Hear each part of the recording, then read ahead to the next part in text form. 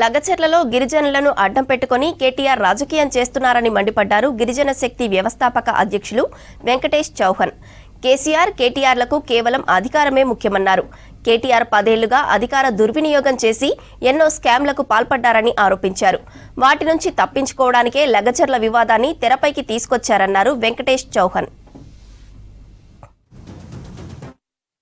తన గుండాలకు మా యొక్క గ్రీన్ కండువాలేసి గిరిజనులను చూపించి దాడి చేసిన దాడిని ఇవాళ గిరిజనులు కొట్టిర్రు తిట్టురు అని గిరిజన సమాజానికి ఒక చెడ్డ పేరు తెచ్చే విధంగా బీఆర్ఎస్ పార్టీ చూస్తూ ఉన్నది.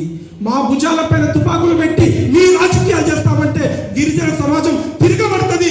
బీఆర్ఎస్ పార్టీని ప్రతి తండాలో అడుగు పెట్టనీయకుండా అడ్డుకుంటాం. ఏమనుకుంటున్నారు? గిరిజన సమాజానికి ఇంత చెడ్డ పేరు తీసుకొచ్చి ఢిల్లీ గల్లీలలో మా ఆడబిడ్డలతో రాజకీయం చేస్తూ ఉన్నారా? మీ స్వార్థ రాజకీయాలకు మమ్మల్ని బలి చేస్తూ ఉన్నారు కూడా. పట్నం నరేందర్ రెడ్డి ఎవరికి పైసలు ఇచ్చిండో సురేష్ అనే వ్యక్తిని జెడ్పీటీసీ చేస్తా నువ్వు ఈ కార్యక్రమాన్ని ఎట్లన్నా అడ్డుకో, ఎట్లన్నా ఈ కార్యక్రమం జరగకూడదు, ఇంకా పెద్ద ఎత్తున దాడి జరగాలి, రాష్ట్ర ప్రభుత్వం పడిపోవాలి. ఎన్ని కుట్రలు చేసి మా గిరిజనుల పేరు మీద మీరు రాజకీయం చేయదలుచుకున్నారా? ప్రభుత్వాన్ని అస్థిరపరిచే భాగంలో మీరు చేసిన దాడి తప్ప మా గిరిజనుల తప్పు లేదు. మేము ఈ సందర్భంగా ప్రభుత్వాన్ని కూడా కోరుతున్నాం, గిరిజన సంఘాలు అమాయకు గిరిజనుల పైన అరక్రమ అరెస్టును కేసులు పెట్టకండి. మాకు గత 9.5 సంవత్సరాల్లో జరిగినటువంటి చాలా సంఘటనల్లో ఇలా డాక్టర్ పీతిబాయి సంఘటన మీద చూసిరు. ఆ కుటుంబంతోనే కేటీఆర్ గారు మాట్లాడినా కానీ ఇప్పటి వరకు కూడా వాళ్ళకి ఏదైతే వాగ్దానాలు ఇచ్చారో అది పూర్తి చేయని పరిస్థితి మనం చూసినాం.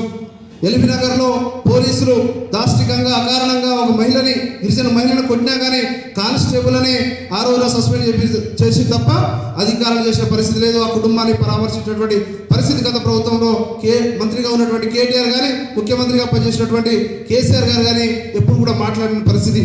అదేవిధంగా హైదరాబాద్ నడిబొడ్డులో చైత్రాబాయి 3 ఏళ్ల పాపని కిరాతకంగా అత్యాచారం చేసి చంపేసినటువంటి ఘటన మనం చూసినాం. కానీ ఆ సంఘటన జరిగినప్పుడు కూడా మరి మంత్రిగా ఉన్నటువంటి కేటీఆర్ గారు, ముఖ్యమంత్రిగా ఉన్నటువంటి కేసీఆర్ గారు ఏ రోజున కుటుంబాన్ని పరామర్శించి పోయినటువంటి పరిస్థితి